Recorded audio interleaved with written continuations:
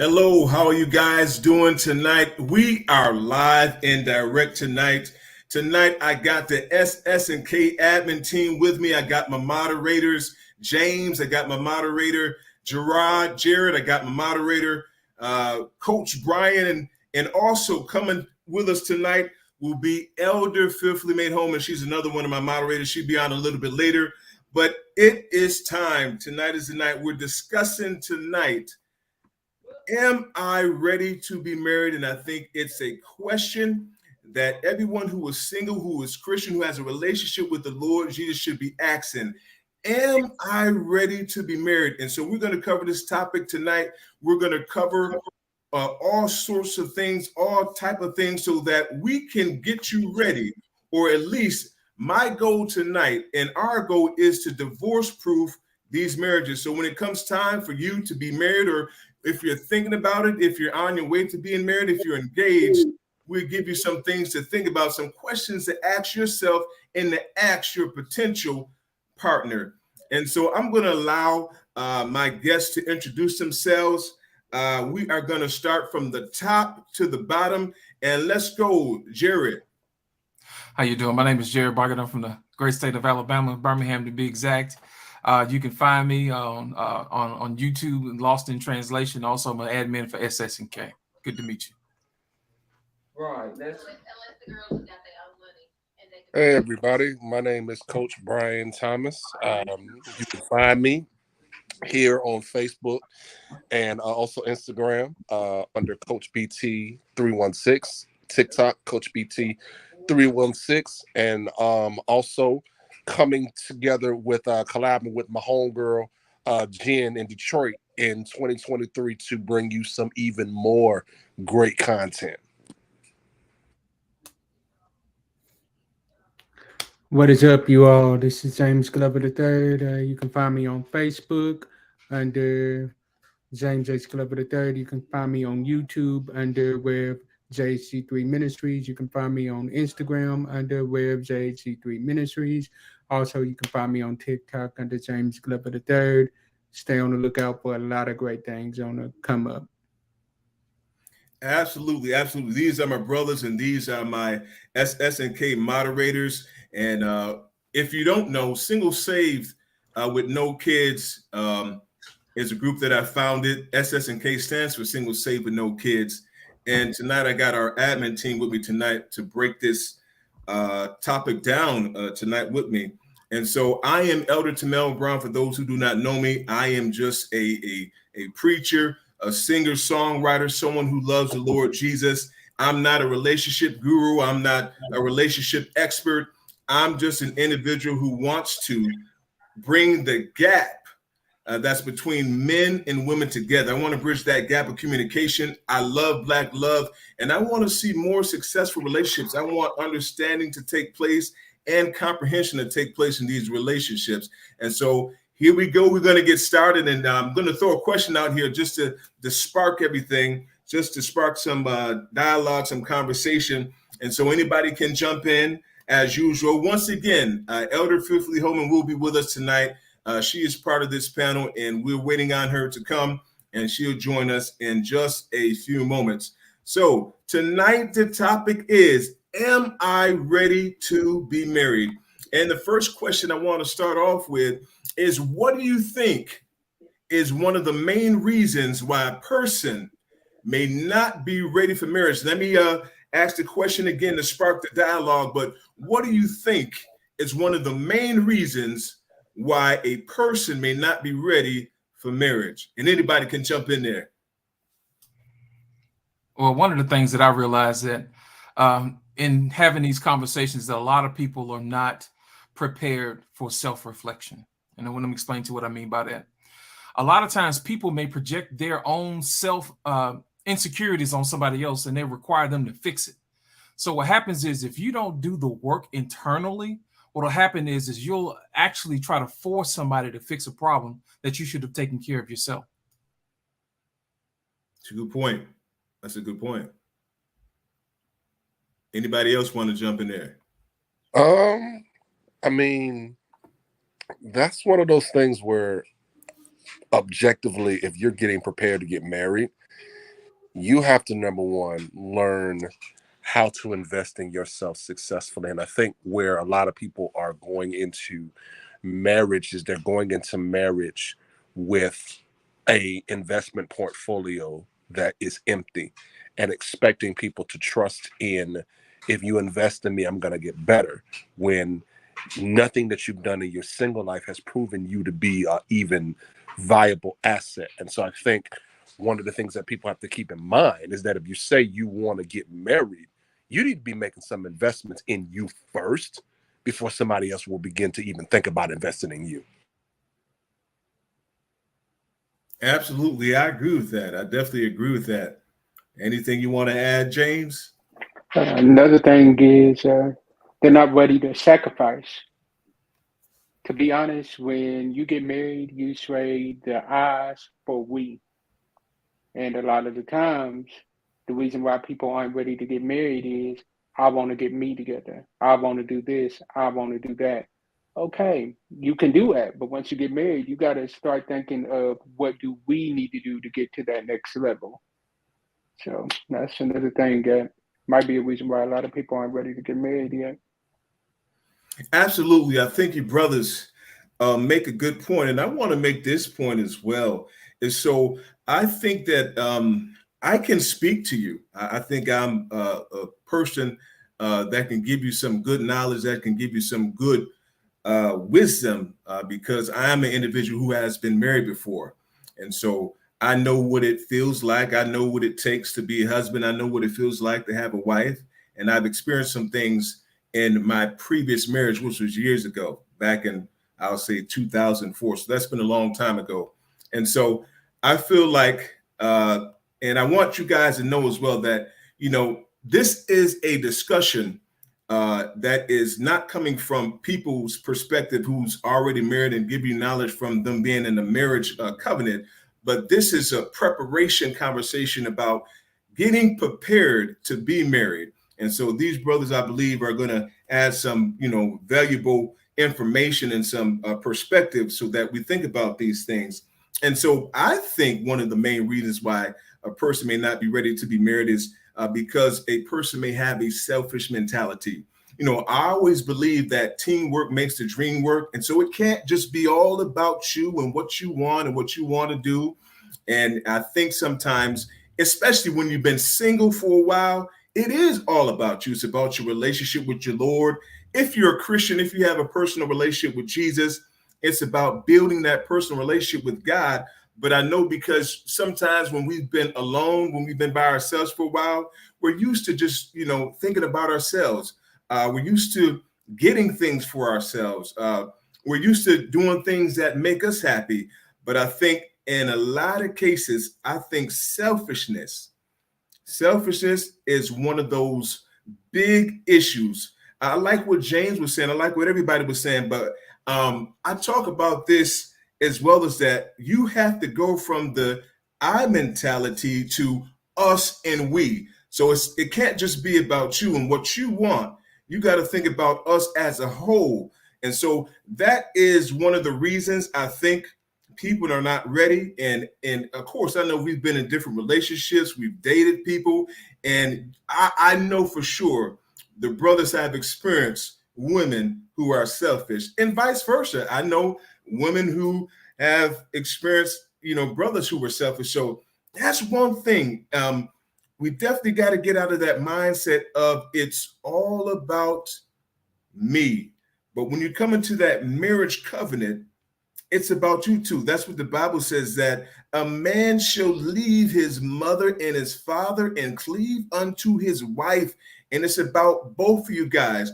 And it's a covenant that God wants us to be in. And that's what is special about marriages. This is what God wants. This is what God is requiring. So we have to learn, both men and women, to not be selfish, but to think of the other person more than we think about ourselves.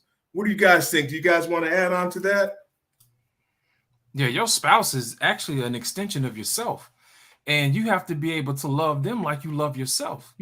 Jesus required that we love our neighbors like we love ourselves. So if your spouse is your neighbor, then you should love them as yourself.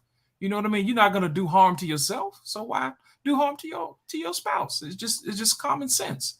People will lean into you more if you lean into them. You know what I mean? And the problem is, well, sometimes we have a situation where one person may be giving more effort than the other one. And then there's an inequity problem there. Where one person is always thinking about themselves, another person thinking about them too, but that leaves a hole for the other person. Their cup is empty. They're too busy pouring out what they had in them into somebody else, and it doesn't get reciprocated. Then that person feels slighted. So making sure that you take care of your spouse is important, and you willingly want to take care of them instead of just saying, "Hey, you better get it how you get it." You know what I'm saying? You can't look at it that way. You know what I mean? If somebody said, "Hey, I'm gonna be with you," then you should at least take care of the person that wants to take care of you. Absolutely, I agree. Anything else you brothers want to add to it, or everybody good? All right, so we'll move on, but I think that the brothers made some good points, and definitely about definitely reciprocating that same effort, that same to love, to please, and that's what I think it's about. I really think it's about developing that mentality to please one another. So everything that you're putting out should be reciprocated. I agree with that. And so another question I wanted to ask the brothers, and also Elder Fearfully Holman, as she comes in a little bit later, but what are some of those red flags that you should be aware of when choosing someone to marry? Once again, as I was stating previously, I know we've had our share of different relationships and being with different women. And so I know there's certain things that you may see, or certain things that may not agree with you, or some things that you may dislike about an individual or about a person's personality. So what are some of those red flags that you should be aware of when choosing someone to marry? One of the red flags that I pay attention to now is the misinterpretation and the misconceptualization of Proverbs 31. I think a lot of believing women have a misconception about Proverbs 31 and not really understanding that if you look at that scripture, there was a responsibility that she first fulfilled before she got praise in verse 10. There were things that she was already doing before it got to that particular place. And so when I hear a young lady start referencing Proverbs 31, and then I see the level of entitlement that many of the Proverbs 31 women are saying that they have, or things that, well, I deserve this, it kind of gives me a red flag, because understand that the work that you're going to have to put in order to be in a marriage covenant is something that is going to take some heavy soul searching. Another red flag that I look at young ladies that do not understand and take accountability. One of the things that is not emphasized in our culture is the level of accountability that strong woman has to have. Because without accountability, that man is going to be bombarded with things that he had nothing to do with. So if you're going to desire to be married, ladies, you better develop a strong level of accountability. Otherwise, you're not going to be able to really give that man what he needs. I think that's a great point made by Brian. Accountability is definitely important. You guys can jump in there if you want to.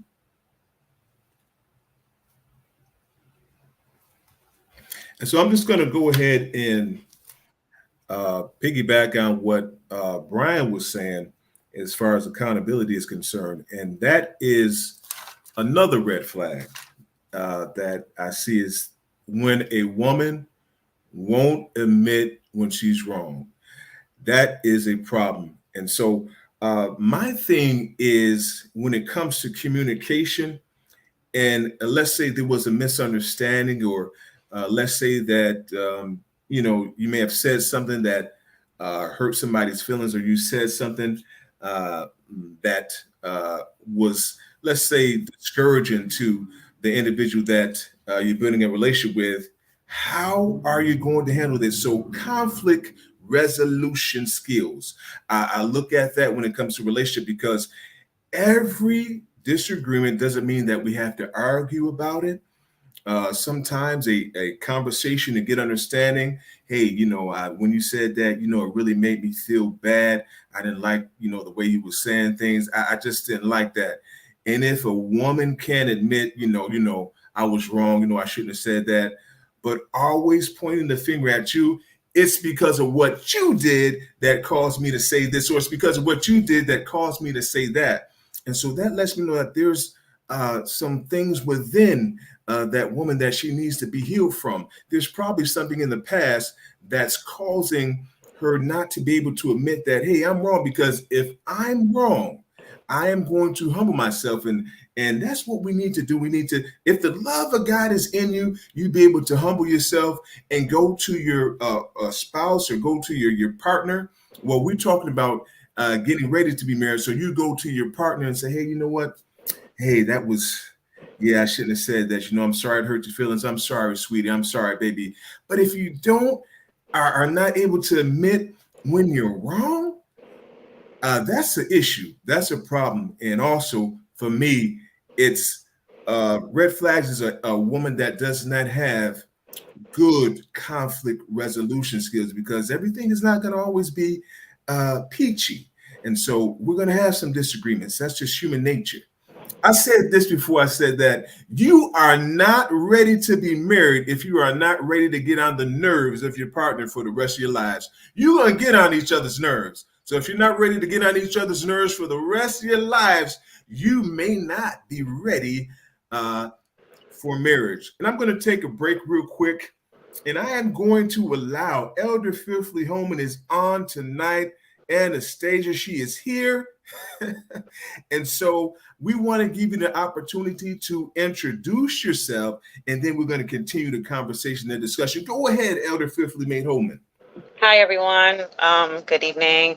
I am Elder Fearfully Made Holman, Elder Anastasia, Dr. A, million names, million titles, but at the end of the day, I'm Anastasia, and I'm just here to give y'all what thus saith the Lord and what can encourage you and help you in your everyday life. Whatever it is that you need, whatever it is that you desire to know, we are here. I'm here to help you so that you can make it another day, whether it be in relationships, whether it be naturally, prayerfully, or spiritually.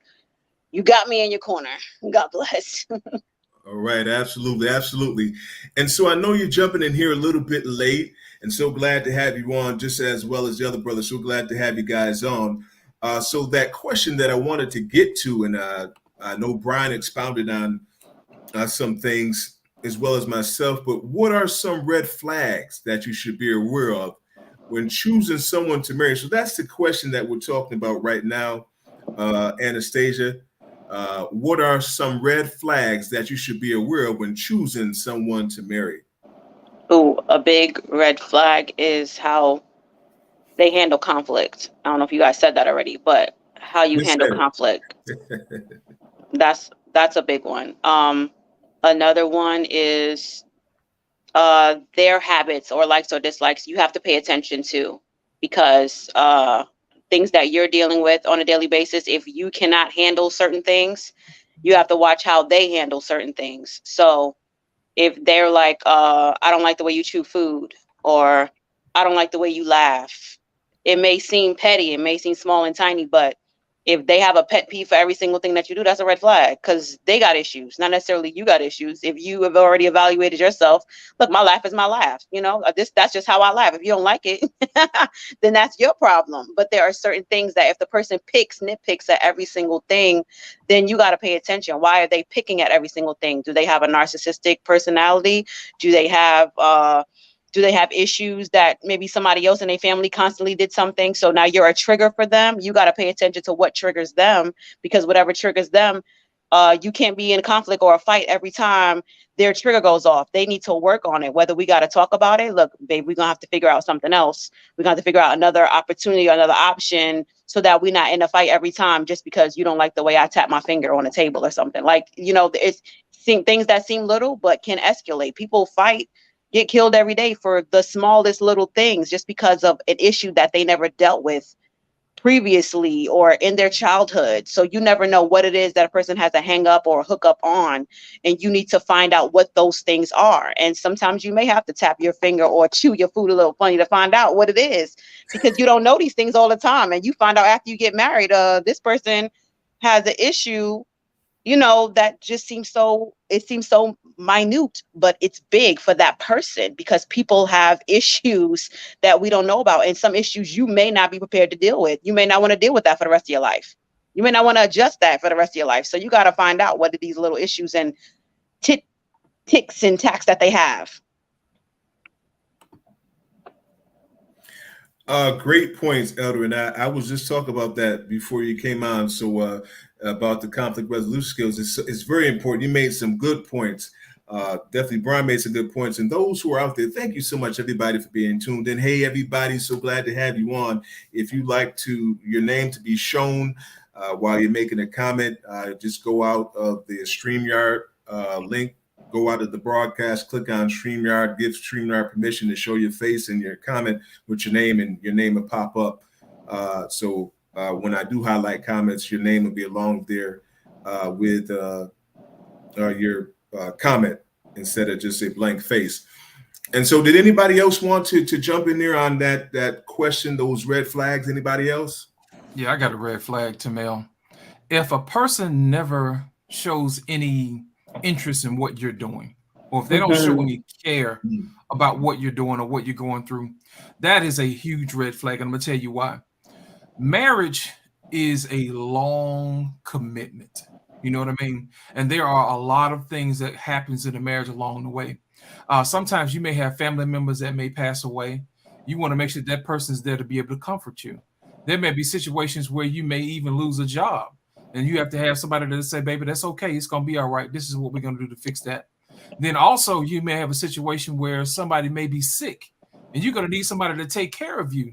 But if that person doesn't have a spirit of wanting to help you, or somebody who doesn't have a spirit of showing that they have some concern about you, that's a big red flag. And 9 times out of 10, it doesn't just manifest itself over time or jump at you real loud. Those are those little small things that go undetected.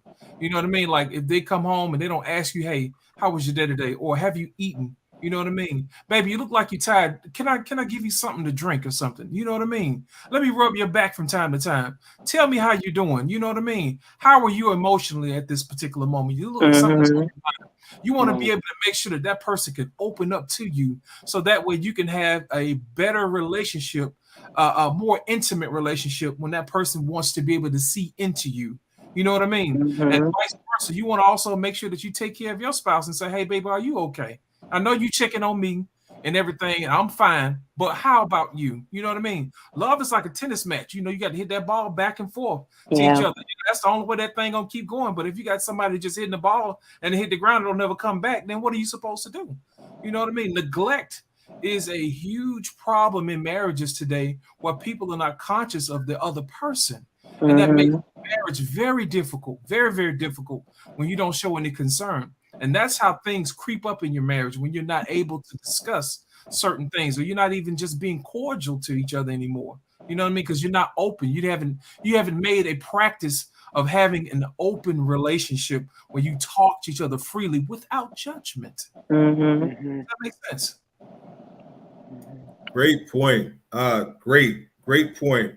I definitely feel where you're coming from, and a lot of those who are watching, what you're saying is definitely resonating with them too, JB. And so definitely, I think that's an issue that definitely you want to pay attention to, that needs to be addressed, to make sure that making sure that everybody's needs are fulfilled, and that you are paying attention and making sure that your partner is good. Anybody else, go ahead and jump in if you like to. Just real quick, another red flag for me is conflict resolution skills, as we've already said. If we have an argument, that argument stays between me and you. It doesn't have to be between everybody else. Everybody else doesn't need to know what's going on in your Right. relationship.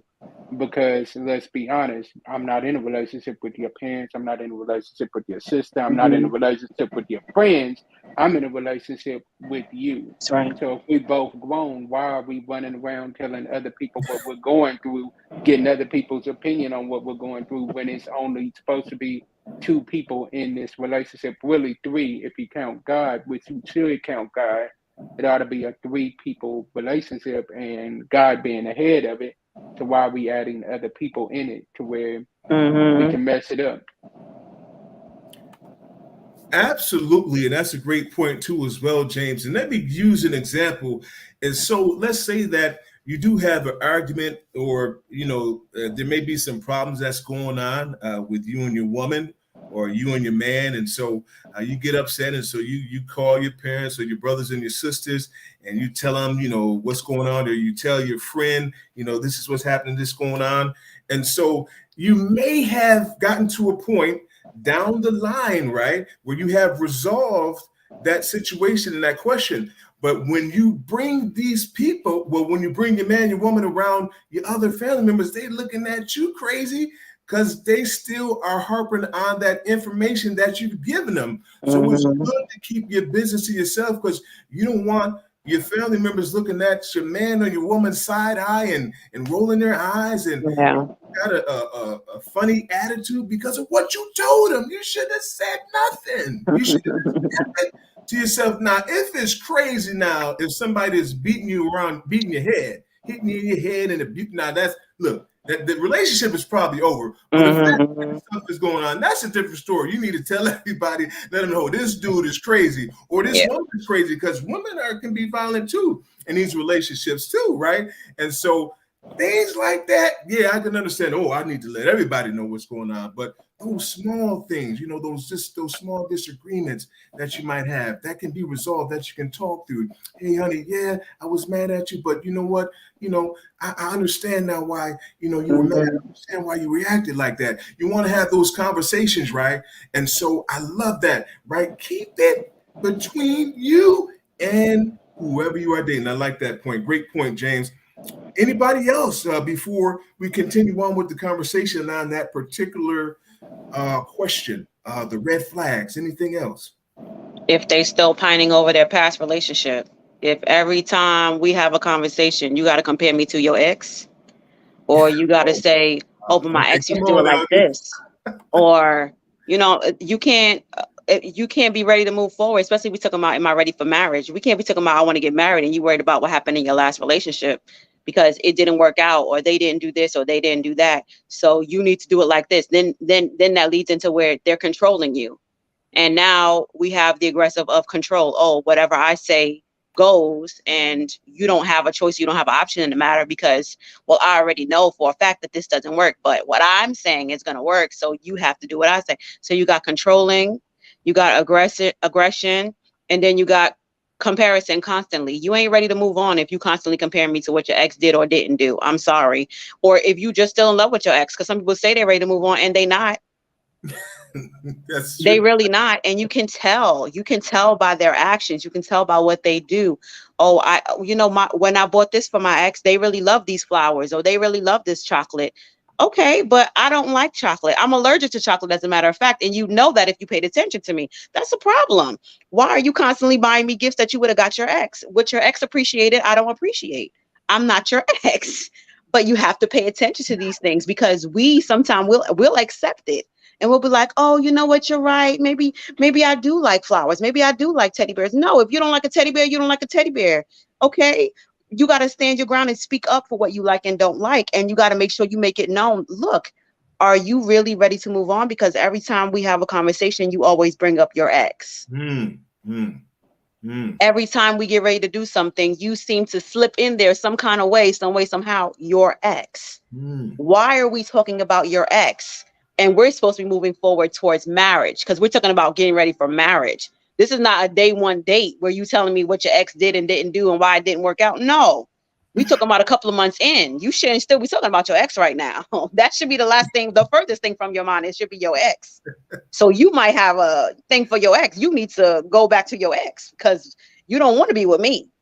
You got to pay attention to that. Now, some of my ex stories, I ain't gonna lie to you. Some of the ex stories made me the man that I am. The comedy that I got. Come on, come on. Listen, some of the ex story real powerful. You know what I'm saying? You try to propose to them and then you try to put the ring on their finger and their finger's too fat. You gotta tell that story. You gotta tell that story. It's one thing to use it for experience, okay, but now it's to move forward. Oh, you know, you got to know tell the story, but like, hey, you know, I was cuddling with my ex. To know what you're gonna do and not gonna do. When I was cuddling with my ex and I got home, I looked at my arm and my arm was all ate up. That weave, that weave was alive. It bit my arm up. That's what I'm done.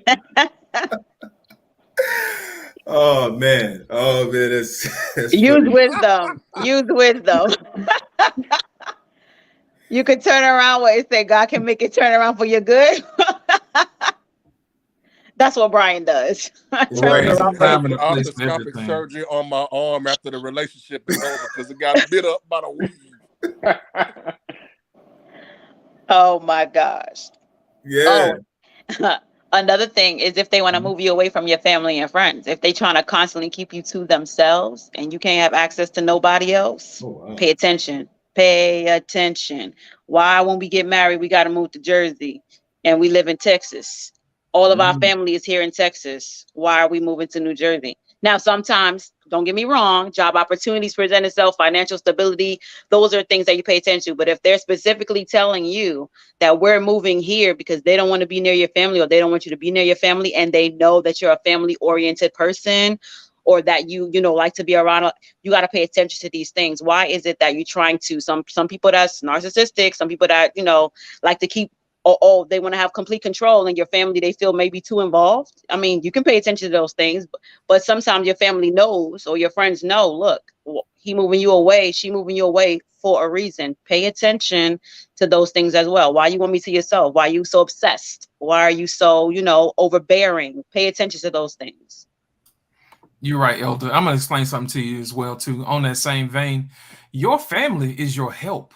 You know what I mean? On both sides. When you marry somebody, you marry their family, too. You know what I mean? That's right. And a lot of times, you're going to need your family members to help you along the way. Sometimes you may need a ear to crown when to listen when your spouse is messing up sometimes. You know what I mean? And then sometimes you may need somebody to help you move. You can't do that if your people 1,000 miles away. You know what I mean? If something happened to you, ain't nobody can help to neither one of y'all. Yeah. Come on, man. Right. Your family is very, very important. Sometimes we when we marry people, back in the day, marriage was used for business purposes. You know what I mean? We were two families come together to become powerful. You know what I mean? Two kingdoms coming together to be great. And you can't do that if you got somebody trying to separate you from your family. And not only that, if they want to be away from their family, that's a red flag too. You know what I mean? Wow. Your family gonna tell your business. You know what I'm saying? Because they know what type of person you are. Come on now. Let's be real. But your family is there for a reason. You know what I mean? Even when you stand before God and everybody else at your wedding, and then they say, if anybody see fit, why these two people shouldn't be married, and then he's talking about, y'all make sure that y'all help these people along the way. That is your community. That is your village. They say it takes a village to raise a child. Well, it also takes a village to keep a marriage together. So you don't want nobody separating you from your help. That's right. That's real talk. Oh, that's definitely real talk. I mean, definitely great points. Great points or two by Elder. Somebody is kind of comical too, but it does happen about that comparing, your girl that you with now or your man that you with now to your ex all the time. I mean, that would be, definitely a big red flag. Well, you just need to go on and be with your ex. You like him so much, you talk about him so much. Why don't you go back and get back with your ex? Now, I can feel that. I can feel that. Most definitely. Most definitely. And so I know we've talked about it. Did anybody else want to jump in before I go on? Okay, right. So listen, great points by everybody. Everybody made some great points. So we talked about the red flags, right? And there are a lot of them that you have to pay attention to. So let's talk about the green flags. What are some of those personality traits? What are some of those things? What are some of those green flags, right? That you should look for when wanting to or deciding to marry someone. What are some of those green flags that we can talk about? A green flag is somebody who's very courteous to other people, who can't give them something. You know what I mean? They don't have any skin in the game. And I'll explain to you like this. Say, for instance, if you're out on a date and the person that you're with is very, very kind to the wait staff and they tip them well and things of that nature, you know what I mean? Or they're very generous to that person, or they have kind words to say to people who they can't get anything from. That is a huge green flag, because what that says is that person appreciates those that are around her. Yeah. And that person appreciates the person that they're around, other people, and they're going to be kind. Because I'm going to tell you what happens is when you're around somebody who's very kind, other people will want to do stuff for you. And that's where the blessings come from. You know what I mean? And that's like the Bible say, whenever you marry your spouse, he says, what did he say to Mel? He said, I forgot. When you good to your wife, you know, the blessings come down too. It's the same thing. It's the same thing. So if your wife is good to other people, then she's gonna bring blessings too. So that's another thing. That's a huge green flag. That everything will go well with you if you have somebody who's very kind to other people. Absolutely. And what you're talking about too, and I know I'm gonna give you guys a chance to jump in there, is that's integrity. You know, especially, you know, if you if a person that you know can't do nothing for you, and you're still kind and you're still polite to them, and that's a part of having integrity. And another part of having integrity is being a man and a woman, and whatever you said, right, that you're gonna do, that you do it, or whatever you said or you promised that you was gonna do, that you go ahead and do it. And if you can't, you just let them know, look, I can't do it. I won't be able to do it. And so to me, having integrity, piggybacking on what Jared said, you know, is very important. Having integrity, treating people right, even if they can't do anything for you. And I think that's a great green flag. Go ahead, jump in there, everybody. I'm just carrying on. Go ahead. Another green. Go ahead. Oh, go on ahead, Elder. They make you feel seen and heard and appreciated. Those are key things, because they're not talking over you, but when you speak, they listen, and then they give you the opportunity. Then you give them opportunity to do the same. Like you said about being, even the example of being in a restaurant, how they treat the wait staff. The other thing is, do they automatically order for you, or do they say, babe, hey, what would you like to order, or would you like to do this? You know, your opinion matters in the relationship, because we have a right to our own opinion, but does your opinion matter in the relationship? That's a huge green flag. What I say holds weight in this relationship. It's not one-sided. That's a huge green flag. And to reciprocate, like you said, appreciation, showing, look, I appreciate you, what you did, what you said, how you treat, you know, my family. I appreciate that. You know, the respect between us, between the people that we are around. I appreciate that. Saying thank you is good. Saying I appreciate you is good. And not just saying it, but also showing it, because sometimes people say a lot of things, but don't necessarily mean it. But when you can see their actions behind it, and you can see, somebody said about like jealousy, see that they are not jealous about people that you're around, but they're not jealous of how you interact with other people, but they're constantly reinforcing, you know what, I love that you communicate. I love that you constantly looking out for other people. I love that you are a caring person. I love that you are a giving person. I love that you not only care about yourself, but you also care about me. That is important. It's a huge green flag that is not always about them, but it also is about you. This relationship, you can see easily that this relationship is about both of us, and it's not just about one or the other. And we're not trying to compete with each other, but we're constantly trying to do something to show, look, I want to show you today that I love you so much, or I care about you so much. And tomorrow they'll pop up and surprise you. And it's constantly being shared up between the two of you, and others can see that, look, we really are seen in the relationship, where nobody is being shut down constantly, but we're constantly being uplifted and upbuilded and encouraged in the relationship. Those are huge green flags. tell you another green flag. Now the ladies, they might get upset with me what I'm getting ready to say, but I'm saying I like a lady that has manners. Like manners. If you That's burp, good. say excuse me. Yeah. If you let one rip, don't say it smell like daisies. No, you stink. Claim it.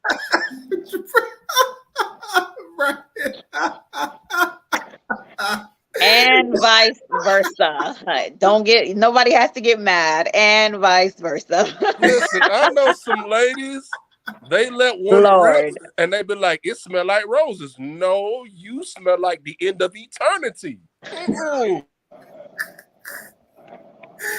Oh man, look. I can't. I can't. Oh man, Brian is keeping it realer than real, but that's real though. That's real. It's true. That is true.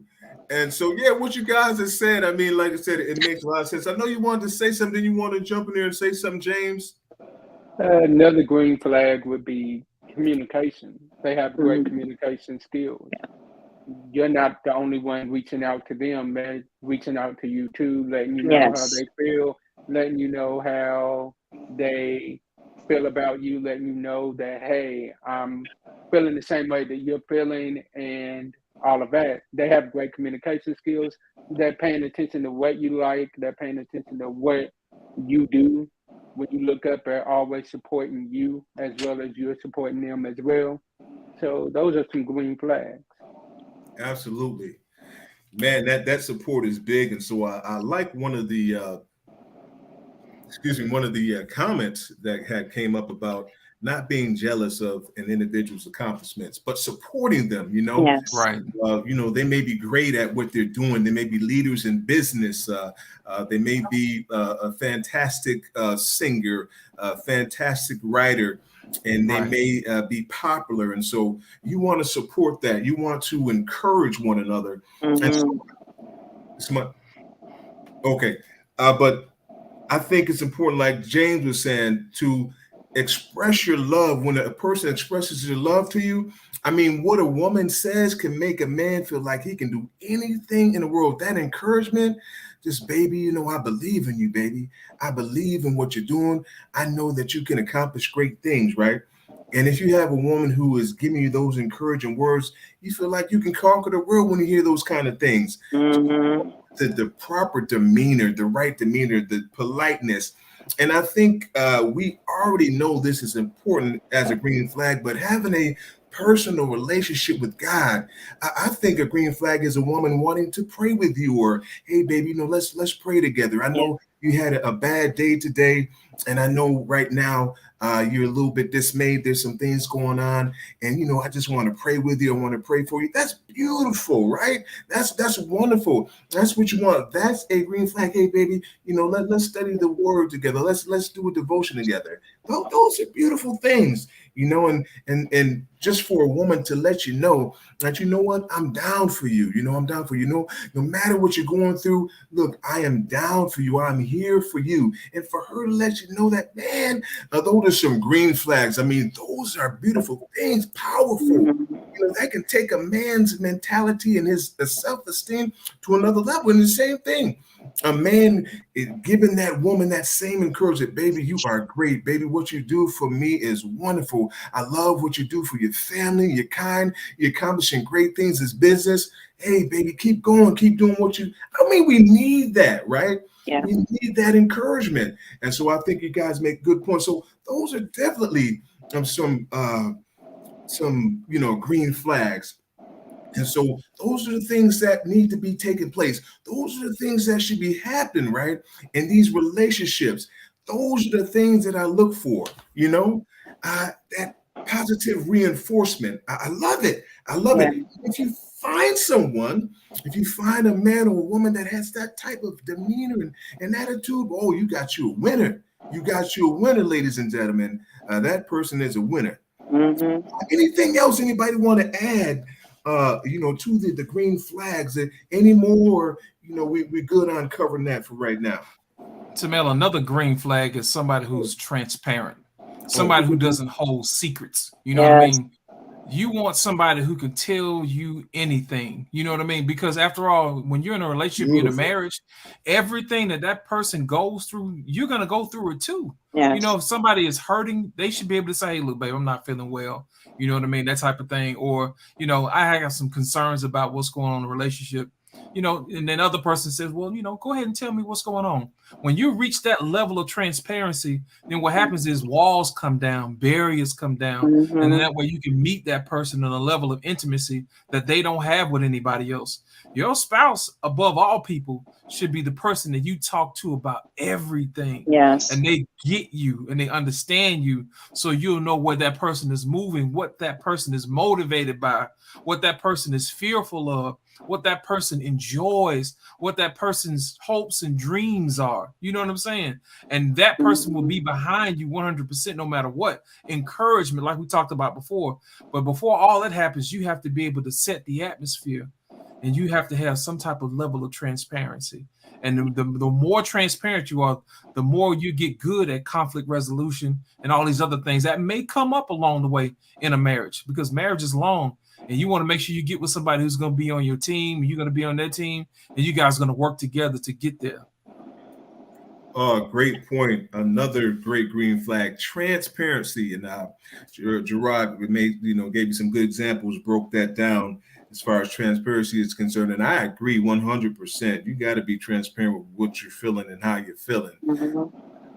And so I think this is a wonderful segue into this question, because now we're really going to get down into some of the idiosyncrasies and then down into the nitty gritty of, this conversation. We're going to get real on this one, but let's talk about this. Let's talk about what kind of conversations should you be having before deciding to get married. What kind of conversations should you be having before deciding to get married? What are those important things that you definitely need to discuss and talk about before getting married? Finances. Definitely. Number one. Finances. You need to find out how Definitely. much. You need to find out what your credit score is. You need to find out if you guys decide to get a home, what the payment would be. You need to find out how much she shops, because a lot of these young ladies like to go to Target and burn your card out. I'm calling all of y'all out. Target and J.C. Penney's and H&M and like to go mall shopping. Oh, I can still get my nails. No, if you're gonna get married, you need to be prepared to save. Because I'm gonna tell y'all something. A rainy day in marriage comes a lot sooner than you would ever imagine. That's right. So you need to be in the mind frame of, I'm not just responsible for me. I am also responsible to make sure that I don't put my partner in a situation, in a circumstance where they got to cover me. Now, I understand that things happen. However, there are some things that can be avoidable if we understand the responsibility. And another thing that you need to have a conversation about, you need to have a conversation about sex. What's your sex drive? What is it that you expect? What are the things that you have been exposed to? Because many marriages have issues with intimacy. And it's not because the other partner is not able to perform. It's the other partner may be used to certain things that the partner that they're with may not know about. You know what, Tamel, in sales, they say that you should find out what somebody's PMF is, what their primary motivating factor is. A lot of times what happens is people get into relationships and their spouse does things that you don't quite understand. You know what I mean? Like, say, for instance, like Brian said, they like to go shopping. Well, there may be a situation where they grew up poor. And now that they got a little bit of money, they want to go in and show everybody, you know what I'm saying? Hey, I got it like that. I ain't poor no more. That's an internal thing that needs to be worked on. That maybe need to be worked out in counseling, because if you get into a marriage and you want to spend money just to make yourself feel good, then that's some internal work that needs to do, because the other person shouldn't have to pay for your insecurities. The other person shouldn't have to pay for, your lack of, you know what I mean? That type of thing. Right. So making sure that you understand why that person does what they do. Right. What makes them tick? What's important to them? Because you can get into a relationship and say, hey, I don't want to have any kids. Or another person said, I need to have a lot of kids because I come from a big family. That's what we're used to. Yeah. You know what I mean? In our family, we used to go on trips and we did this. We had holidays. We had tradition. And then you ask that person, well, is tradition important to you? Right. Yes, it is. Yeah. Because it establishes our name, our legacy, what we go for from here on out, how people see us in the community. When somebody says my name, do people stand up and say, now that's a man right there. That family right there, boy, let me tell you something about them. When they say they're going to do something, they're going to do something. When they say they're going to help you, they're going to help you. Sometimes that name, that motivation of somebody wanted to be known in the gates, like I said in Proverbs 31, husband, he was known in the gates. Like, hey, look, I want to be known in the gates. When somebody say my name, I want them to remember my name. And then what Achilles said, he said, the reason why you are not going to be successful is because you don't face adversity. That's why nobody will remember your name. I want somebody to remember my name. You know what I'm saying? Yeah. So that man right there stands behind, he's going to stand. So to wrap everything up on that point, make sure you understand why that person does what they do and why it's important to them, because that motivation is going to carry you throughout your relationship. And it'll also help you find more common ground with your spouse, knowing that you guys are going to be traveling in the same direction. Yes, absolutely. And so I'll just add to that as we continue on in the conversation. Very good point, great point there. And so I think it's important to have the conversation, like Brian was saying, definitely financial issues and sexual issues are the number one and number two reasons for divorce. That's even in Christendom. So those topics are really huge. And I mean, that's real talk. And so I think it's so important to have these conversations up front. Have the conversations as soon as you feel comfortable about finances, about sex, about your salaries, how much money do you make? How much money are you making? So if we come together in the future, I'll know what we can afford. What is our budget? What kind of house together we can afford if you plan on buying a house together, or if you already have a house, what would I be responsible for? You got to talk about all those things when it comes to the mortgage and the electric bill, the water bill. You kind of discuss those things even before you even get into the marriage, because when it comes time, you already have those things discussed. Are we going to have? I think this is important too, and this is a point I'm going to make, is that I think it's important, and this is just me personally. Everybody's not like me. But I think it's important that you have a joint account and also have your own personal account for yourself, and your spouse have their own personal account, because this is what is going to alleviate problems. Let's say that, hey, let's say a family member needs some money, or, you want to bless somebody with a gift. You don't have to ask me because it's coming out of your account. And now this too, how am I going to buy you a gift and it's coming out the joint account? That's not it. That's more money. So to alleviate those type of conversations, hey, I need to give my brother $500, or I need to give my sister $500. You got it in your personal account. You don't even have to come to me with that. You don't even have to ask me. It's in your personal, whatever you want with your personal account, and get your hair done, get your nails done.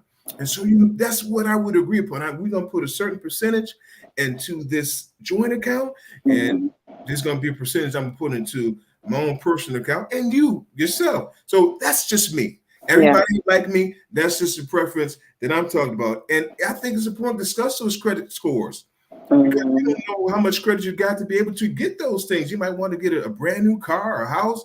That credit score got to be on point, because when you decide to buy a house, these people get into your business. They get into your business, and you won't be able to qualify for the amount of home you want if you don't have the right credit score. And so discuss those things. And we're going to get into sex a little bit, down the line in the conversation. But go ahead. I know I said a lot. Go ahead and jump in there. Where you want to live. Because some people want a house. Some people don't mind living in apartments. Some people don't mind living in a condo. Some people don't want to buy because they feel like that's a waste of money. They don't want to buy a house, or they don't want to buy a car. So you need to know financially what is important to you when it comes to finances. What do you want to spend money on? What do you not want to spend money on? Because some people think one thing is more important than other. Some people lived in an apartment all their life, so they feel like, you know what, I've grown up in an apartment. My mom and my daddy raised me in an apartment, so why would we get a house? But some people want that house. They're like, look, I want a bigger space. I want to raise my kids. I want to have our own yard. Want to have that security, that safety net. I want to have my own fence. I don't have to worry about where my kids is at, stuff like that. There are certain things that you want to know, just for your own mentality. I grew up in an apartment, and look, when I get married, I want to have a house. So these are things that you need to discuss. What do you feel is important to spend money on? Do we need to get a minivan, or do we need to get a car? Do we need to get a truck? Can we ride around a hoopty? What do you feel is important to have your money spent on? These are the things that you should be discussing. What do you think is important? Another thing is, I personally think that you should discuss cheating, because everybody feels that cheating is a different level of cheating, or, oh, this is okay, but this is not okay. You should discuss these things. What are deal breakers within the marriage? Like, what is it, something that you just can't take, or you just can't deal with? I don't like this. I'm not going to tolerate this. You need to know right up front. There are certain things that are just flat out no's in a relationship, and there are certain things that, yes, you have no problem doing. You need to discuss these things, because you don't want to find out after you get married, like we talked about kids. We don't have kids now, but some people deal breaker when they get married, they still do not want kids. You cannot convince them otherwise. But sometimes we'll marry a person and we'll think that down the line we can get them to change their mind, or, oh, if my family member or my sister is pregnant and they get around their kid, oh, they're going to feel that burning bug about having kids eventually. No, some people are dead set on, no, I do not want kids. And like Gerard was saying, people have their reasons. And you need to get into discussion and dig a little deeper. Why is it that you don't want kids? Or why is it that you don't want to live in a house? Some people have had traumatic experiences in certain points in their life. And so they have put in their mind that this is not what I want, or this is not what I want to go through or put myself through ever again. So it's good to have those conversations, because just saying, no, I don't want, or yes, I do want, is not always good, because it's one thing to have it in a relationship, but we're talking about a long-term commitment. We're talking about marriage. So sometimes you need to know, because you'll still be harassing your partner for a change of mindset and trying to convince them, because you believe that you can save them from this mindset that they have, when they're really set on that for a reason. So have the conversation. Why is it that you want to have a house? Why is it that you want a car? Why is it that you don't want to have kids? Why is it that you're frivolous, like you were saying, with money, or that you decide to save money? So, or you, what they call us, clench fists. Why are you so tight with money? Why? Because you may have experienced a point where, look, we lost everything in my family. We were living out of our car at one point, or we didn't know from one day to the next day. People have experienced real life traumas that some of us may have been fortunate not to have experienced. So we may not see the other side of it. You get people that say, "Oh, you grew up with a silver spoon in your mouth." I didn't grow up with a silver spoon in my mouth, but I do understand what you're saying, or where you're coming from when it comes to certain aspects of life experiences. These are conversations you need to have. Man, I totally agree. Was somebody else going to jump in there? Definitely. I believe that another conversation you need to have is family dynamic. Mm-hmm. What is your relationship with your family like? Why aren't you having a great relationship with your mother? Why don't you have a great relationship with your father?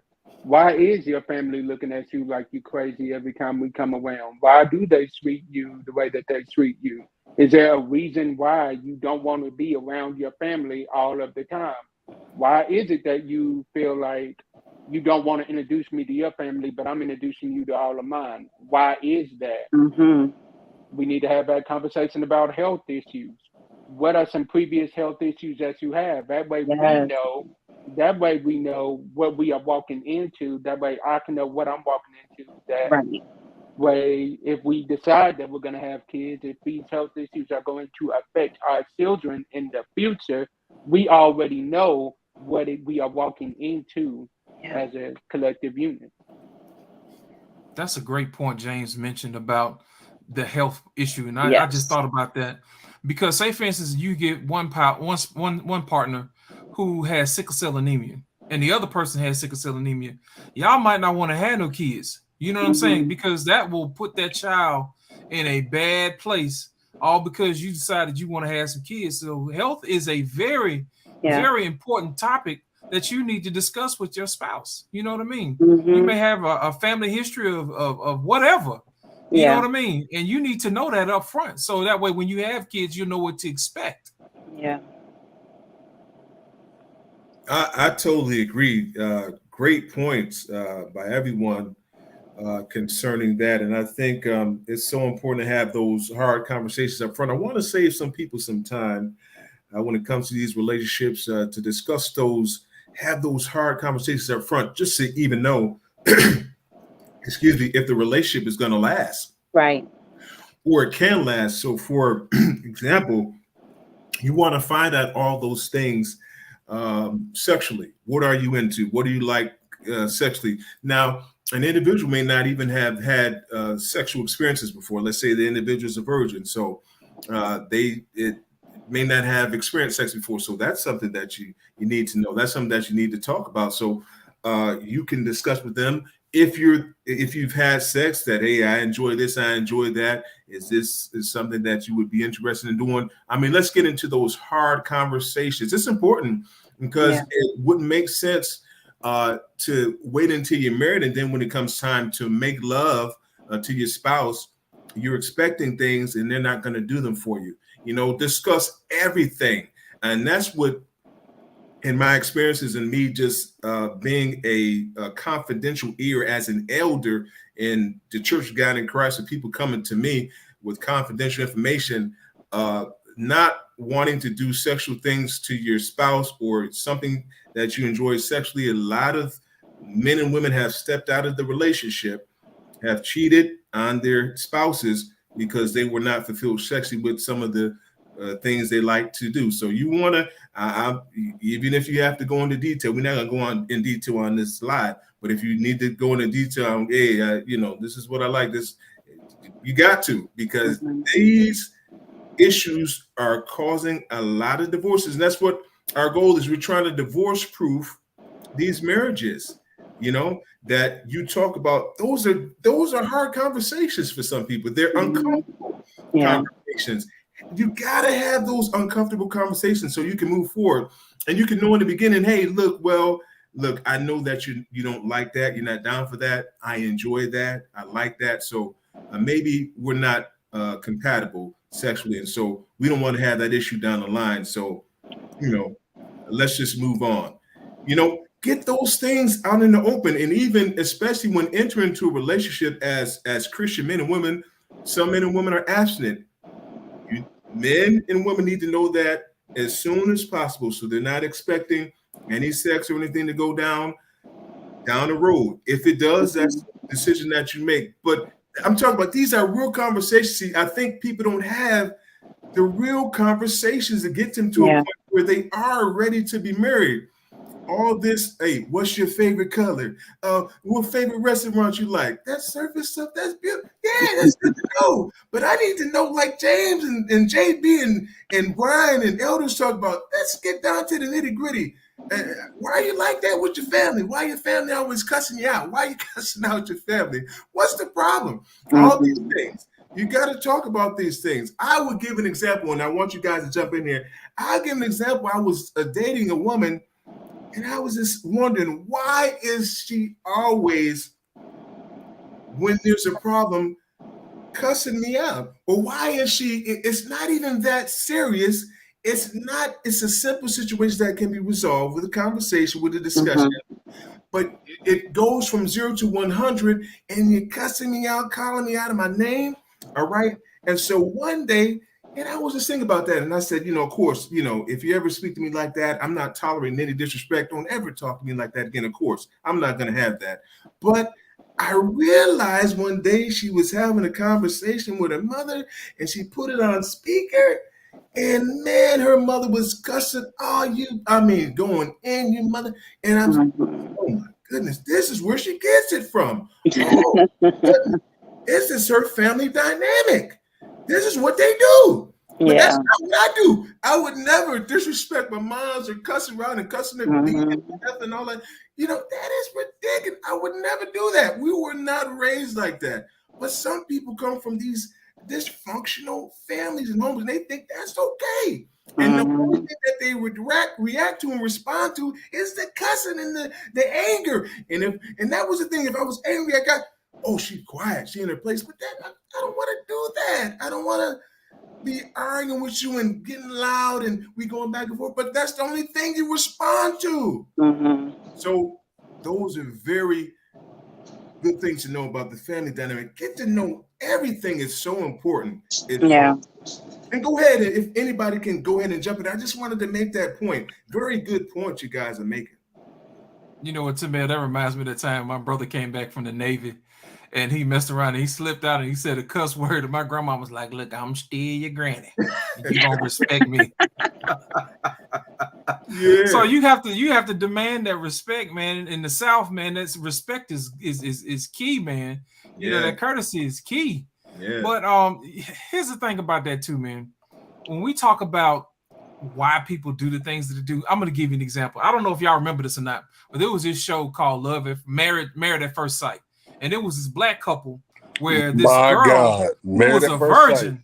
Yeah, this girl who was a virgin, right? So everybody else did the marriage thing, you know what I'm saying, and got to know each other biblically, except for this couple, and she was a virgin. So what happened was, he kept asking, why won't you do this? Why won't you do this? And I had to sit back and think about it and say, her identity is wrapped up in her virginity. You know what I mean? And if she gives up her virginity, then she's going to feel like she no longer exists.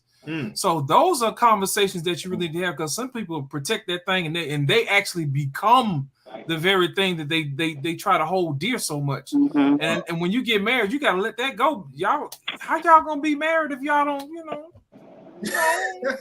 Come on. That's the reason why people get married, so you know they can come on. You know what I mean? Yeah. But at the end of the day, man, you got to lose all of that, man. You got to have that conversation at first and say, hey, look, you know, is this going to be a problem for you? Because you've been a virgin for so long. You know, I'm used to having sex. This is what I'm used to. You know, is this going to be a problem? But in this particular show, in these particular circumstances, there was nothing that they can do about that. Those are some of the things that rear its head up after the fact. Sometimes you don't have time to prepare. Sometimes you just, you know, you thrown in the mix and you have to learn stuff on the fly. You know what I mean? Because sometimes, like I was reading somebody in the comments, it was like, well, these things should be discussed on dates. Well, people don't always drag out the bad stuff about them on dates. They on their best behavior. They send it out their representative and say, hello, I'm Jared. I'm the best thing you've ever met, blah, blah, blah. Right. But I don't tell you, hey, I'm broke, baby. I ain't got it like that. You know what I'm saying? I'm gonna need you to eat off the kids side of me. I come to see you, not the menu. You know what I'm saying? So those are some of the things that you have to talk about. You know what I mean? And be open and transparent about stuff like that. But some stuff don't rear its ugly head, man, until you're in the fray. And an important thing you have to know is, can that person deal with the unknown? How does that person deal with life's unexpected things that come up? Do they lose their mind when all the wits and everybody else around them lose their mind? Is this person calm, cool, and collected no matter what? How's their relationship with God? Because if their relationship with God, they should be able to stand on whatever it is they're going to stand on and say, as long as God with me, I don't care what I go through. That's the type of spouse that you want. Somebody who got the faith of a mustard seed, but you know, it's a mountain behind that thing. You know what I mean? Because they walk with God and they talk with God, and that person has a certain calm about them. So those are some of the things you need to discuss and figure out exactly, can this person stand the rain? And that what New Edition said, can you stand the rain? Yes, you sir. Know, anybody can be there when the sun is shining, but can you stand the rain? You know what I mean? So when you have conversations like that, people's biggest fears, will that person cheat on me? Well, you know how you cheat proof your marriage? Talk to your spouse. You know, don't judge them by what they like or what they don't like. Ask them and say, hey, look, I know you told me you don't like this, but you never told me why. I'm concerned. Could you tell me a little bit about it? You know what I mean? I won't judge you or anything like that, but I still want to know. It'll help me to understand you a little bit better. And baby, I want to be closer to you. Yes, sir. You see what I'm saying? That's how you do it. That's how you do it. You know what I mean? You want to make sure you talk to them and let them know it's okay to talk to me. I got a side note, and this is for all the ladies, especially the ones that got some color in their skin. This is for y'all. I'm a minister to y'all real quick. I want a woman that can sit down and take ownership of watching these scary movies and not crawling on me talking about I'm scared. You got the Lord. You better tell that scary thing obey your authority. I'm not gonna tell that thing to obey me. You need to obey me. but that thing needs to obey you. Right. Talking about you finna turn the lights on. Our light bill's $316 because you want to keep the lights Help on. them You now, want to watch Doc. that Help scary them movie. now, Doc. No, turn them lights out. Turn them lights out and get that oil. Open that Bible. Ain't no devil coming in the house. Shondo. Oh man, I'm telling you, And man. vice versa. I'm just gonna say. That's right. You got to throw it in there, Elder, because And sometimes we get vice beside ourselves. and I vice appreciate you leveling us out. Lord, because I just watched the show where the guy was the one that was scared out his mind. He done lied to his girlfriend from day one, said he was into scary movies just because she said that she was into scary movies. Now they watching scary movies and he ain't never told her he can't sleep at night. He got the lights on. He's just scared out of his mind because he couldn't be honest and just say, look, I'm afraid. I don't like scary movies. Just be honest. Everybody don't like They the don't same like thing. scary movies. Ain't like scary movies. He been potty trained and then he start watching scary movies and then he just start peeing in the bed. So it's just like. So I said, yes, I need to sign vice versa. You are right. We need to hashtag vice versa because every time you come for the ladies, I'm gonna come back at you. There you go. Keep us honest, Elder. Keep us honest. Yeah. You know, she gonna represent for the ladies. You know, Elder gonna represent for the ladies. She gonna bring it back. Vice versa. You know, No, we need somebody who gonna pray too. Like I like what Gerard was saying, relationship in conflict and problems or whatever it is. You need somebody who's willing to pray. If they not willing to pray, because if we talking about godly relationship, godly marriage, if they not trying to pray, your household is not on one accord. You got an imbalance, you got an instability, and you need to both be willing to look. We're gonna turn to God in this. We may not have the money for the light bill right now, but we believe God that it's gonna work out. We need to be able to talk about these things, pray about the situation, whatever it is that we're facing.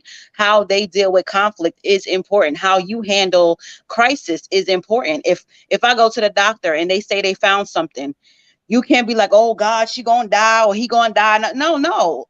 Oh, we have our flesh. Yes, you're gonna get scared. You're gonna be fearful. You're gonna be wondering. You're gonna be worrying. But at the end of the day, before we go to bed, babe, we need to pray about this. Yes. We need to turn this over to God. Whatever it is that you're facing, you need to be able to go to God about it. Because if they say they're going to turn to God, but when you get married, you find out that they're not really in the church like that, or they don't really love the Lord like that. They just saying what you want to hear, and they just doing whatever they can do to get to you or to get you. That is a problem. I need to know that the life you proclaim right now, you really gonna live that life after we get married. Like you really believe this. And in the way that you guys are in your relationship in the 6 months, the 3 months, you're going to see it. So you really got to keep your eyes open and pay attention. We have to talk about this. We have to talk about how we're going to handle when push comes to shove. Are we going to stick it out? Are we going to be, are they a person that runs when conflict happens? Or are they a person that is like, you know what? No, let's come together. Let's work this out. Because if they running out the door and they ready to leave every time something happened, they're not a person that sticks around. You need to know that. Come on. Yeah, you're right. You're right. Think about it. Sometimes you could put undue pressure on your spouse from your own insecurities, from your own lack of faith. You know what I mean? You want your spouse to do something that only God could do. You know what I mean? And in order for you to do that, y'all got to have a relationship in advance. You know what I mean? You shouldn't only talk to God when stuff go wrong. You should praise God when stuff go right, or when nothing ain't going on, when everything's just all right. You know what I mean? I had to have a talk with God the other day. I said, Lord, let me tell you something. I appreciate you. Yes. Even though ain't nothing going on, I just want to let you know I appreciate you for letting me wake up this morning. Because you didn't have to do it. And I meant what I said. You know what I mean? Next thing you know, I start getting money coming in like every day this month. I'm like, hold on, Lord. Hey, is that all I got to do? Is talk to you, have just a little talk with Jesus, make it right. I said, hold on, I need to tighten up. You know what I mean? All I did was whisper, and you shouted back. You know what I'm saying? So sometimes you got to be able to have somebody that's got that relationship with God. So whenever you come in, he can answer prayers. And when two people come together, God answers prayers. You know, when you sick and you got cancer, whatever, I done seen God do miracles, man. I'm telling you, even when the doctor said, hey, you ain't got but 6 months to live, man, 15, 20 years later, this person's still kicking. You know what I mean? Because they have a relationship with God. So my thing is this, Elder, you are absolutely correct. You got to have somebody that's got to have a relationship with the Lord and who's not afraid. You know what I mean? God don't give us a spirit of fear at all. So make sure you find somebody that's going to be there for you, and somebody that's going to be there, you know what I mean, who knows what to do and has a relationship. Yeah, spiritual dynamics are important, because it's not only just that, but the other aspect is who church we're gonna go to. You could be a part of two different churches. Like, there are certain things that really, like we say, are deal breakers, or something like that. Like, okay, are we gonna go to the same church?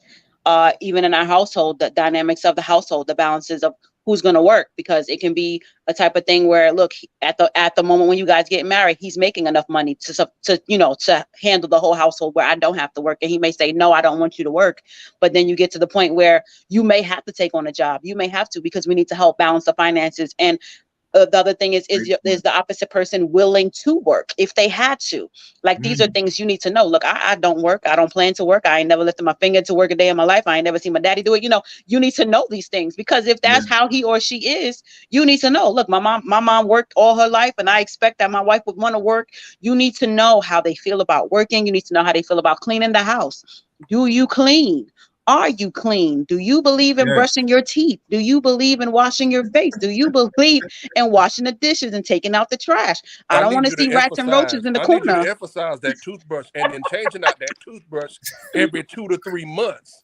You got the same toothbrush you got before you got married. The devil is a lie, and the truth is far from him. You're right, Elder. You really need to know these things, because some people don't believe in taking out the trash. Some people don't believe in washing dishes. They don't believe. Can you cook? Because if you didn't pay attention to the relationship, every time we always went out on a date. But can he or she actually cook a meal? Because when we get married, you can't expect that, they're going to know how to budget the finances, and my wife is going to do this, and my wife is going to cook, and my wife is going to clean. And your wife ain't never cooked. She ain't never cleaned nothing. She ain't never done nothing, because everything's always been done for her. And they talk about this Generation Z. These young girls now is not even being taught like we were taught. When I was younger, my mom was in the kitchen. It didn't matter. 7, 8 years old, I was like, Mom, what you doing? I'm peeling potatoes when Thanksgiving come. I'm cutting up.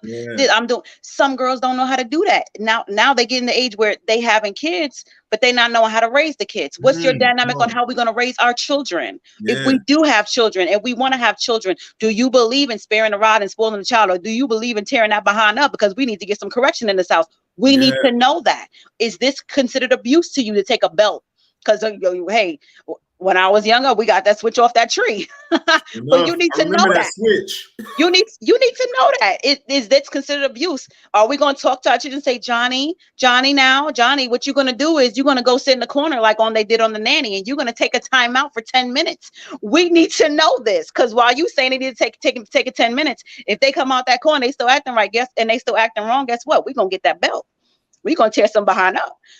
Ain't no BCW, ain't no you can call ACS if you want to. Somebody going somewhere. But these are things that you need to, these are real serious conversations that you need to have with your potential spouse, because these are things that couples fight about.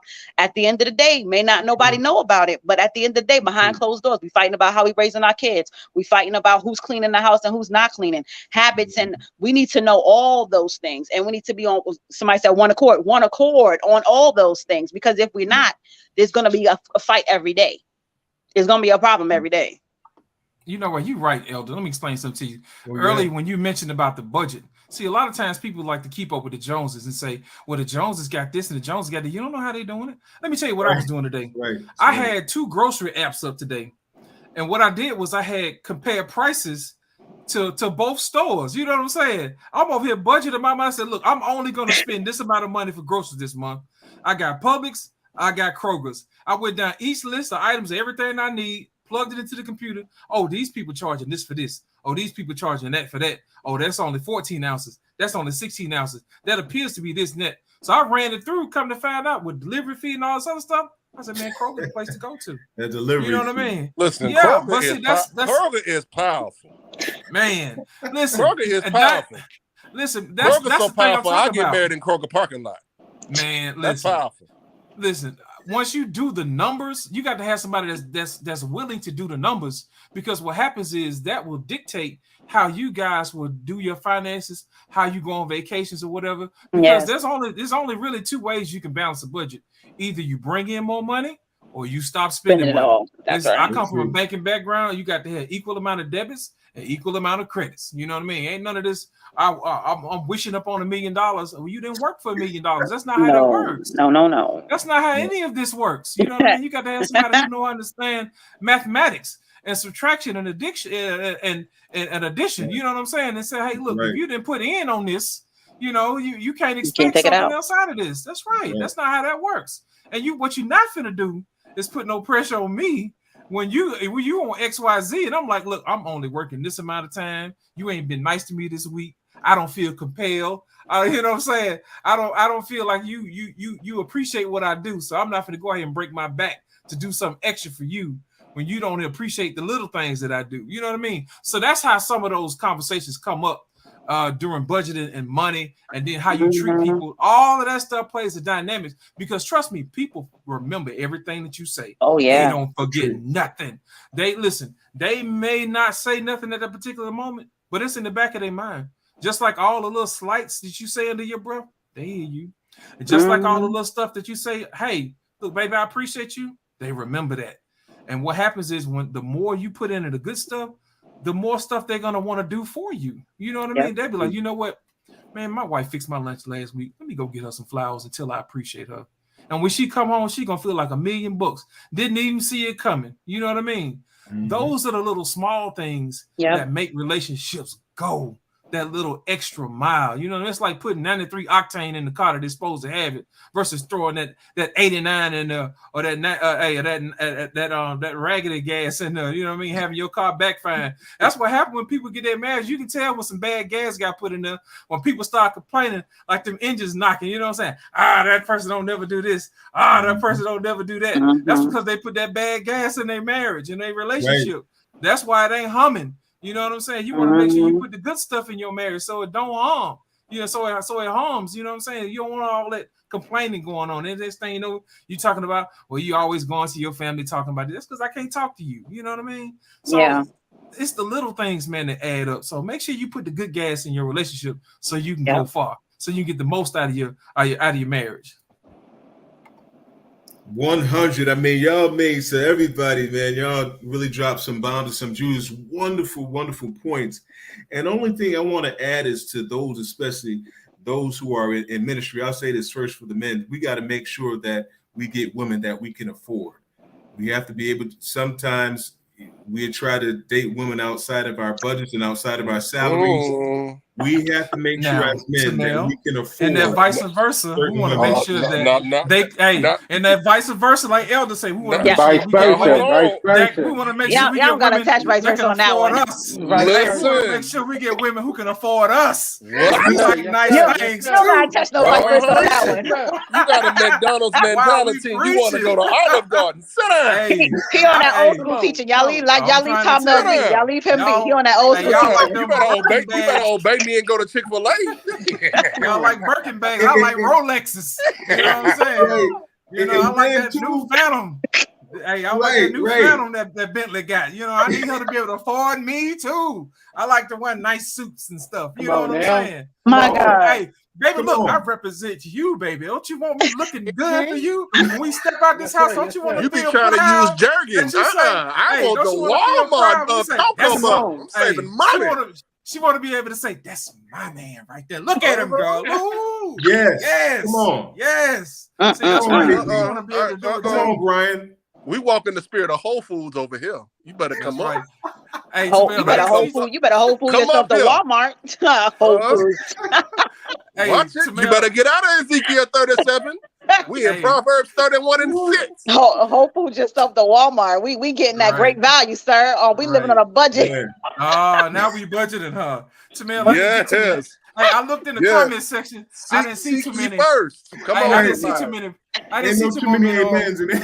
No. Hey, I didn't see no preach Jareds on that one right there. I'm watching y'all in the comment section. Y'all don't understand. Hey, they're not I live in the comment section. They're not. No, they listen, don't want to hear that. You can't preach when you can't spell submit. Oh my Somebody God. submit. Come on, Here somebody. he Come go. on. Here And he then Come the last on. go. word, You Brian. can't go obey. into marriage. You can't go Come into on, marriage and you sir. fail your spelling test. Mm, Come Come on, mm, on. somebody. mm. Ain't nobody speaking in tongues on that one. You can stay in your class. Hey, we done You lost We all the can't don't feel we hallelujahs, don't you feel y'all. we can't don't feel the spell. spirit moving. We You don't better feel the obey. spirit moving over here. Now they ain't gonna feel the spirit on that. They They ain't gonna feel fresh the out of spirit on that. hallelujah. They Yeah, fresh out of they're gonna hallelujah. quench the spirit on that one. They're gonna quench the spirit on that Mm, one. mm, mm. Yeah, that's what's up though. That's real, right? And so I wanted to say this, of course, but it's a beautiful thing when a woman is saving you money too. That she's a Yes. winner. She's saving you. She know how to save you some money and is thoughtful, resourceful. That's a blessing. But I wanted to say this for the preachers, and I'm going to give you guys a chance because we're coming down to the end. I want to give you guys a chance to. The last question is, and I want you to let people know how they can get a hold of you. But the last question is what steps are you taking to prepare yourself for marriage? So you guys can, talk about that in just a second. But I think it's important as ministers. We got elders and preachers and future pastors on the panel. It's definitely important to have a personal relationship with Jesus because you know how God will do you sometimes. Sometimes the Lord will tell you to do some strange things. And if you got a spouse that's not believing and trusting in your ministry or don't have a close relationship with Jesus Christ, sometimes the things God asks you to do, they're going to think you're crazy. And they're not going to support you because they're not going to understand the spiritual level of spiritual things. Because I know that to be true. And so the Lord might say, look, I want you to set up a ministry in Texas, right? And God ain't showed you everything. And so that person, they got to believe in your ministry. Or they'd be like, are you crazy? We're doing great here. You know what I'm saying? So the strange things, those hard things God might have an assignment for you. They got to be able to pray with you, to have a relationship with the Lord, to let the Holy Ghost lead them. And you guys are praying, come together, all that's important. So I wanted to get a little bit serious with that as ministers, preachers. It's important to be equally yoked with the individual that you decide to get with spiritually, because God is tell you to do some strange things. To sometimes it's strange to them, and it's also strange to us because sometimes God will implement things and tell you, hey, this is what I want you to do. And you got to be on board. Y'all got to be on one accord. So that's all I wanted to say. But I'm going to give you guys a chance to let people know how they can get a hold of you. I think the conversation has been wonderful. I think it's been fruitful. And I know that the people listening are being blessed by the things we're saying. But I wanted to ask that last question, and then you guys can let people know how they can get a hold of you. I'll start from the bottom to the top. And so what do you think? And we'll start with James. What steps are you taking to prepare yourself for marriage, or what steps should a person be taking to prepare themselves for marriage? And then you can kind of let people know how they can get a hold of you as well. Okay. Definitely have enjoyed this discussion on tonight. The way that you can get in contact with me, as I said in the beginning, you can find me on Facebook under James Glover III, or you can find us on Facebook under Web JHG3 Ministries. You can find us on Instagram under Web JHG3 Ministries. You can find us on TikTok under Web James H. Glover III. Or you can find us on Gmail. You can email us at web.jc3ministries@gmail.com. And what I am doing to prepare myself for marriage, or what someone ought to do in order to prepare themselves for marriage, is to change their mindset. You cannot go into a marriage with a single mindset. You cannot go into a marriage acting like you are still single. The things that you did with your single friends, you cannot do as you are trying to prepare yourself for marriage. Not saying that you have to release your single friends or let go of your single friends, but if you're saying that you want a lasting marriage, a long-lasting marriage, or a successful marriage, what you got to do is get around people that already are having the thing that you are saying that you want. So if you're saying you want a successful marriage, get around people that have a successful marriage, so that you can glean from them, so that you can learn from them some high points of what they did, and you can avoid some of the pitfalls that they had to go through in order to get to where they're at. That's what I've been doing. Beautiful. Beautiful. So you can reach me on Facebook. It's Elder Fearfully Made Holman, just as you see it here. I also have an inspirational page, Dr. A's Weekly Inspirations, where I do put up inspirational posts to encourage people. You can messenger me. I'm on Instagram, Anastasia1, because I'm also a Christian counselor. So if you need prayer, counseling, anything you want to talk about, you just need an ear, I'm here for you to help you in that aspect. I would say the way I am actively preparing for marriage, or that you can prepare for marriage, is to be ready to heal from past hurts, imperfections, whatever you may have done in the past or what was done to you in the past. You need to be ready to heal and to let go. If you're constantly holding on to hurt, pain, you cannot literally move past or push past that to be ready for marriage. You cannot be willing to share or to give of yourself to someone else if you're not a whole person yourself. So I'm actively making sure that I am completely whole, letting go of what's not of God or what's hindering me or what's blocking me, and making sure that I seek God for what it is that I need to be doing, whether it's just to prepare myself mentally or physically, or whether it is to actively be doing or pursuing the Lord more, because sometimes we think that if we just sit still, that God's going to send him, and sometimes he will if you just sit still. But sometimes you actually need to be doing something. You need to be moving. And if you're constantly going and doing what God has called you to do or placed you where he put you, then you will be in a place to receive that blessing, to receive that person, that mate that God has for you. So I would say definitely just keep seeking God, whether it's in prayer, whether it's in studying the word of God, whether it's in actively just doing what God called you to do. If you constantly do what God wants you to do, you will be in a position to be where you need to be to meet that person. You won't be, like say, occupy yourself. Make sure you're doing what you need to be doing constantly, and don't always be seeking for the relationship, because sometimes we so seeking on the mate, and God's saying we're not ready. Get yourself together. Love yourself. Take care of yourself. Do actively hobbies, and make yourself happy, because you're not going to be ready for anything else if you don't take care of you. So take care of you. That's what I'm doing. Taking care of me.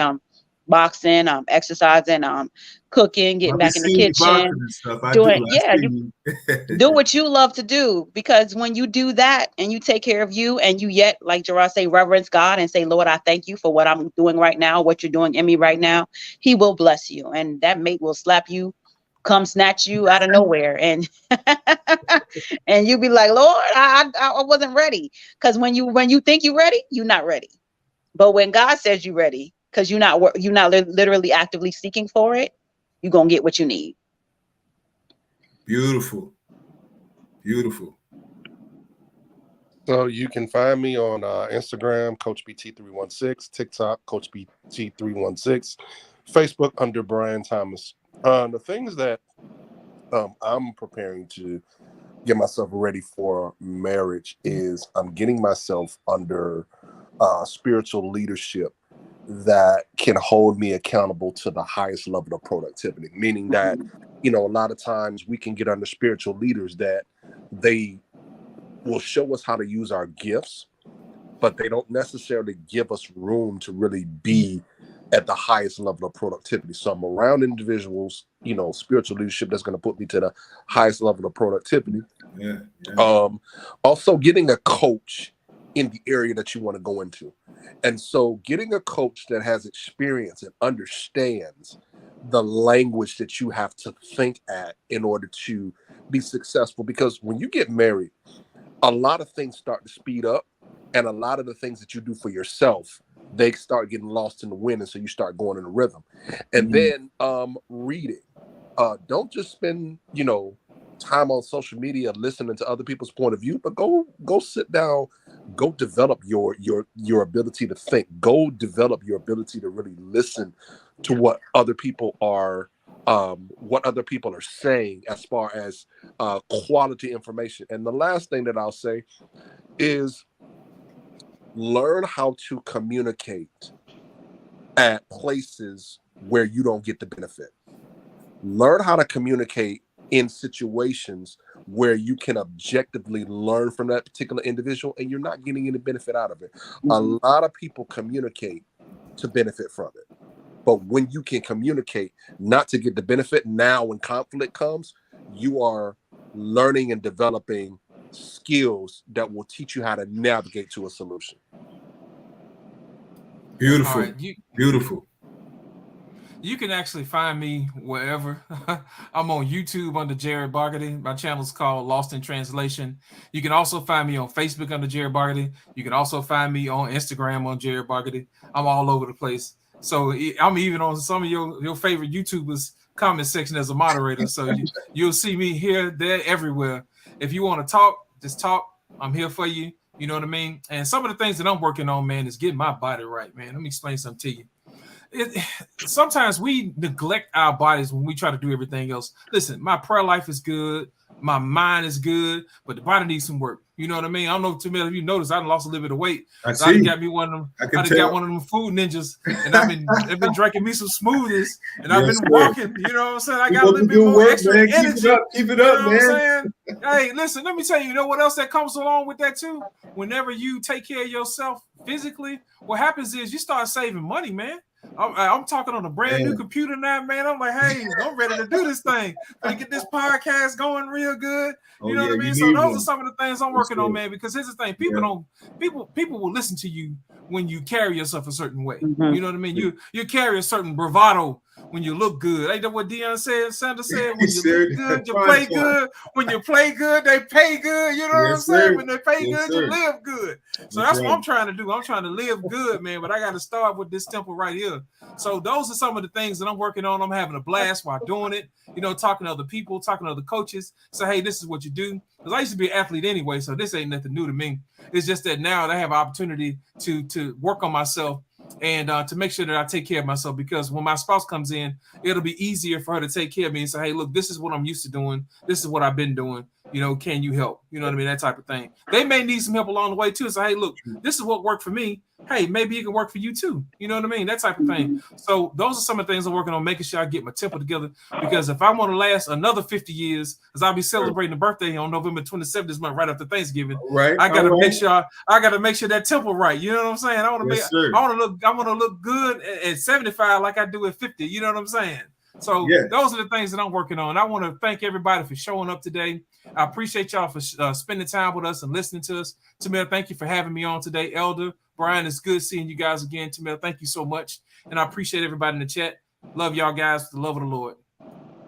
Beautiful, beautiful. James, he let us know that he had to go, so James had to step away. We're at the end anyway, but beautiful thoughts from everybody.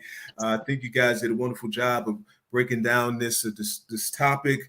Wonderful points. You dropped some bombs, dropped some gems, and definitely some things that anybody who's watching tonight will think about, or if they haven't thought about some things when deciding to get married to someone, or if they're preparing to be married, there's a lot of things that they have now to think about and to go ahead and accomplish, since we've discussed and talked about all these things. So I'll just say, stay close to God, pray and seek God's face in your singleness. You definitely want to make sure that you're walking into your destiny and doing what God has called you to do. Also, I think it's important for those who need healing. It's nothing wrong with getting therapy. Go see a therapist. There's some issues that you may have to work out from childhood, and they're coming out in your relationships, and they're disturbing your relationships and causing confusion. Nothing wrong with going to get therapy. We talked about prayer and therapy from a professional. I think that's important in your singleness. Continue to seek God, walk in your gifts and your calling, do what God is calling you to do.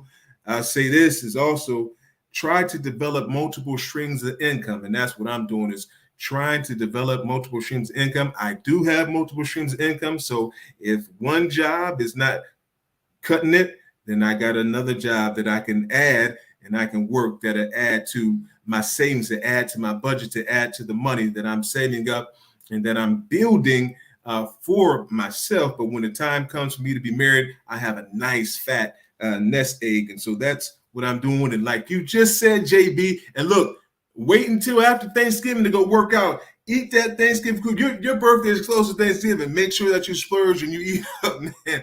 Go work out after Thanksgiving. Sometimes we just gotta just splurge and just enjoy ourselves and eat all that potato pie and greens and macaroni and cheese and just enjoy it and think about health later. But that is important, man. That definitely we take care of ourselves. We need to go to the doctor as men. I know women are a little bit better at that, going to the doctor as women, but definitely we have to make sure that we're healthy and get ourselves checked out. But that's it. Stay close to God. I love you all with the love of the Lord Jesus. And once again, the goal of these, especially this one, the goal of these discussions is to bring you closer to God, for you to think about some things that you didn't think about, and also to divorce-proof their marriages. Because when it comes time for us to get married, we want to make sure that we discuss a lot, and we discuss those important things, those meaningful things, so that once we get into marriage, then there won't be any issues, or won't be a lot of issues that we have to deal with. All right, so that's it. Yep. That's it for me. I'm Elder Tamel Brown. You can catch me on Facebook. I have 4 pages. I have my Elder Tamel Brown page, my ministry page. I have my music page, my singing page, because I am a singer-songwriter as well. And I'm also the founder of Single Saved with No Kids. So if you are single saved with no kids, and that's your situation, then you can definitely come in and join the group, and we'll definitely be happy to have you. And so you can get a hold of me on Instagram and all over social media. But God bless you guys. I love you all. Anything else, guys, before we go? Are we good? No, we're good. Good. All right. Appreciate you guys. Hey, I appreciate you guys. Thank you, SSNK admin. Thank you for everything that you do. I appreciate every one of my admin. Thank you so much. You make my job easier. And I appreciate your support and your love. I need you guys, and I appreciate you. All right. All right, you guys take care. Love you all. Thank you, everybody, for watching. Thank you, family. Bye, friends. everyone. Appreciate you. Good night. Have a good one.